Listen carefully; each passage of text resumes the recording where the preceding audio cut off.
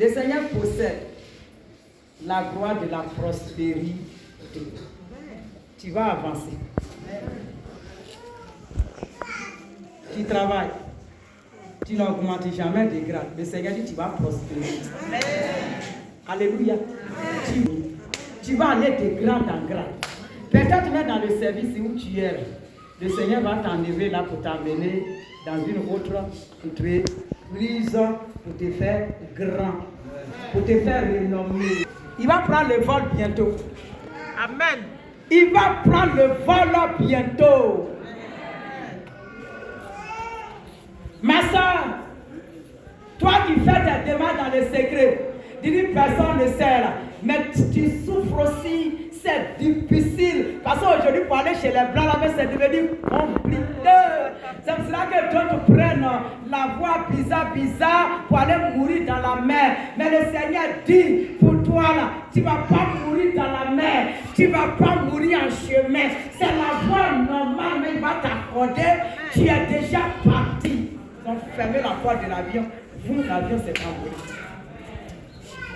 Il possède encore la gloire de l'élévation. Alléluia. Amen. Joseph a été vendu par ses frères. Mais étant dans la maison de Potiphar, Joseph a été élevé.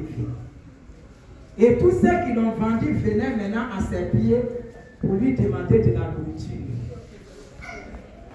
Tous ceux qui autrefois ont pensé que Joseph ne pouvait rien devenir, ont vu Joseph mais ils n'ont pas reconnu. C'est ce que le Seigneur va faire. Il va t'élever. Alléluia. J'ai dit le Seigneur va t'élever. Ta position va changer. Ta position va changer. Ta position changera. Ta position change aujourd'hui. Ta position change. Ta position change. Ta position est ta position change. Ta position change. Tu vas pas rester tel que tu es. Tu vas pas rester tel que tu es. C'est vrai, je dis les gens, c'est pas pour de toi. Il ne voit pas ce que tu es. Mais ton Dieu possède la gloire de l'élévation. Et il le dit de t'annoncer. Tu vas t'élever. Les gens seront étonnés de te voir. On vient, on prie. On dit non. Ça là, j'ai fait jeûne et prière pour ce sujet. Si tu pries, tu as gêné, ce qui est important. Faut croire. Faut croire. Ce que tu as dit à Dieu, le Dieu pourvoyeur réagira. Mais, si tu sais que lui peut réagir, mais crois.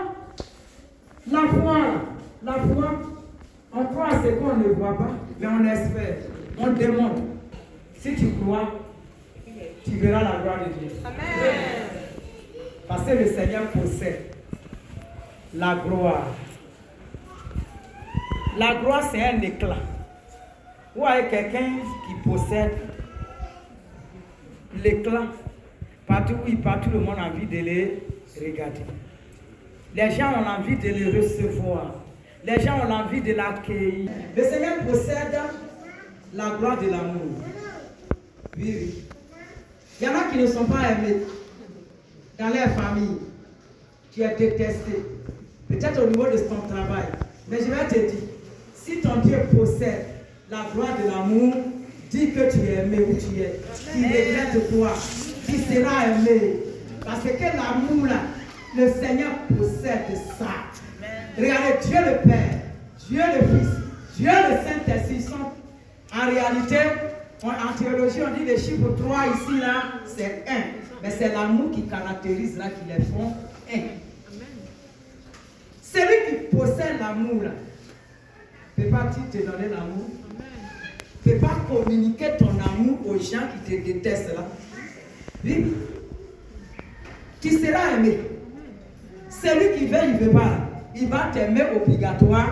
Parce qu'aujourd'hui, là, c'est ta délivrance. L'heure de ta délivrance a sonné pour que celui qui t'a méprisé autrefois puisse t'aimer. Parce qu'il possède la gloire de l'amour. Le Seigneur possède encore la gloire de la résurrection. Alléluia. Amen. Jésus ressuscite les morts. Amen. Donc s'il ressuscite les morts,